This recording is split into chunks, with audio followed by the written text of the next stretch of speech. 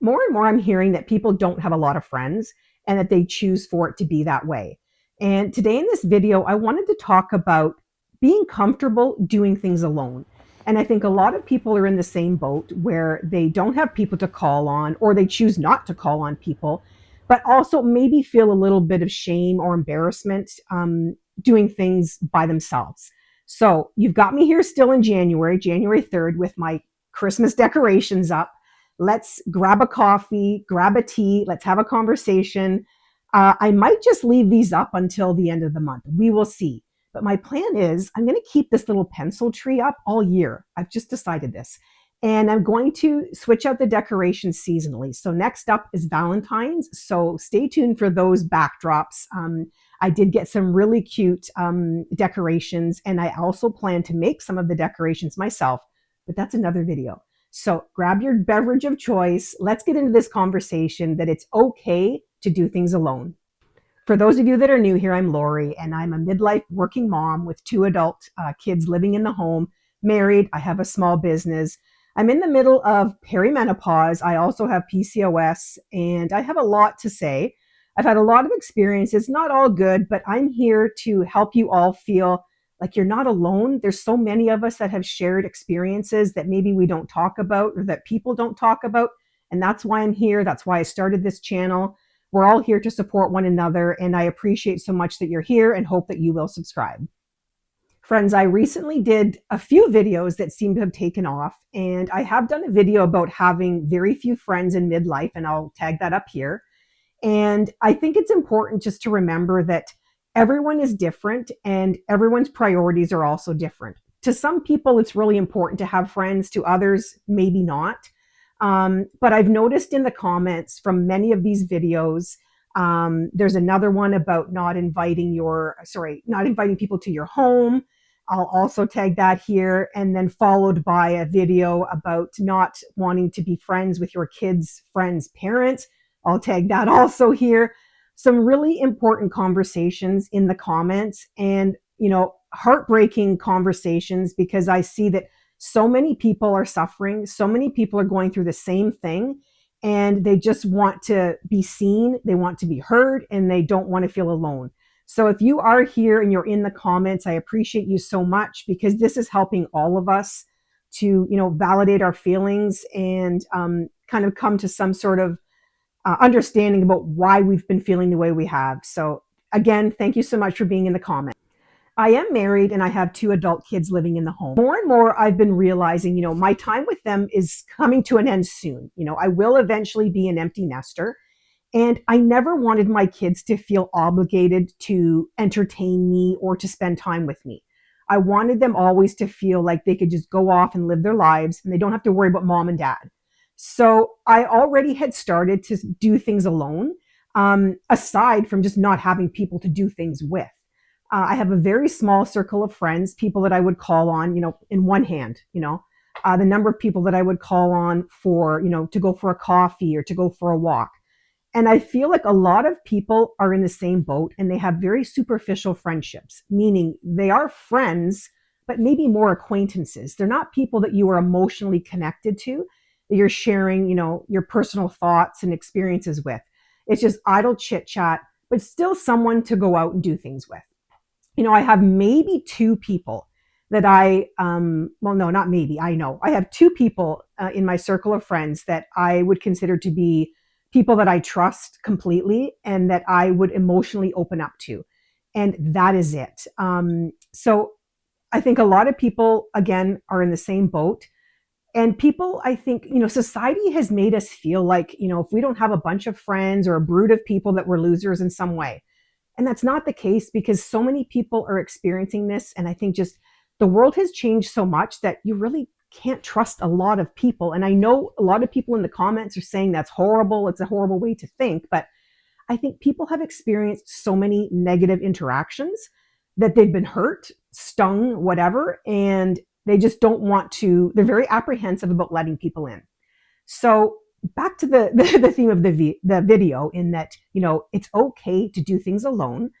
I have been, probably for the last 3 years, 4 years maybe, doing a lot of things by myself, even though I have a spouse and I have two kids at home, because I also enjoy just my quiet time alone. And I enjoy doing things where I don't have to compromise. I don't have to worry about everyone else. There's no nitter nattering. I don't have to actually use any brain power, to have conversations. I can just be, just exist, just enjoy, go, whether it's a walk, going for coffee. I'm just worrying and focusing on myself. And that's okay. We should be allowed to do that. I don't want to be stuck in the house all the time. Now, I mean, aside from just not having a lot of people to do things with outside of my own family, I'm totally okay with that. And what I started doing actually, because it gets here in Canada in the winter, it's dark, it's cold. I'm not really an outdoor person in the winter. I love the summer months. So I get really kind of stir crazy being at home. So what I started doing a couple of years ago, I get up Saturday mornings and get myself dressed and, look half decent. And I take a book and I go to the mall. And in our mall, one of our malls, there's always nice seating areas. So I'd grab a coffee, I'd sit there, read my book, people watch, which is so fun, and just sit there for a few hours. And I found that so peaceful. So now that it's winter here again, I'm going to start doing that again. And also, what I do is I'll go to coffee shops or bookshops. And same, I'll go to a coffee shop and just sit and take a book or take my laptop and do some of my work. Now, bookshops, same, take your coffee in, just look around. There's lots of things you can do alone just to occupy your time and keep your brain kind of entertained, we'll say. Now, another thing I started about 4 or 5 years ago, I started taking solo trips. Now, with my kids, they're at the age where, they can't, their schedules don't align for school. One's in high school, one's in university, they have different time off. So it's harder and harder now to take family trips unless we want to go in the summer. So, and in the summer, my job has been really busy the last couple of years. So I don't really want to take extended time off in the summer. So I just decided, you know what, I'm just going to go and do my own thing. I started taking solo trips to Disney. And we've been a Disney family for years. And yes, I'm a bona fide Disney adult. I'll share some photos here for you. So I decided it was time just to go by myself because, you don't want to miss opportunities to do things. And if you don't have anyone, just go anyway. Because so much time will pass and, our future is never promised. For those people that do enjoy traveling, get out there, go and do it. Don't wait for people. There's lots of solo groups or even just being by yourself, exploring. That is so much fun. And the first trip was pretty emotional because, you have those feelings like, oh my gosh, everyone's looking at me. I'm alone. I don't have anyone. Oh no, I don't have any friends. No one could come. But literally, no one cares. No one's looking at you. They're all so busy in their own minds.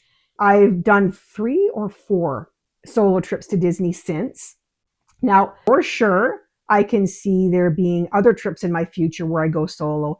My husband's not a huge traveler, so I don't want to miss out, and I'm not going to miss out. So if he doesn't want to go, I'm just going to go myself. And I'm okay with that. I think he's okay with that. I think it's a win for both of us. He doesn't really enjoy traveling that much. I do, so I still go. But don't be afraid to go places alone. Get out there, do things. It's really important just to be comfortable being alone. It's okay that you don't have a lot of friends. If having connections and having friends and, having people to go and do things with is something that is important to you, then I encourage you to go out there and put yourself out there and try.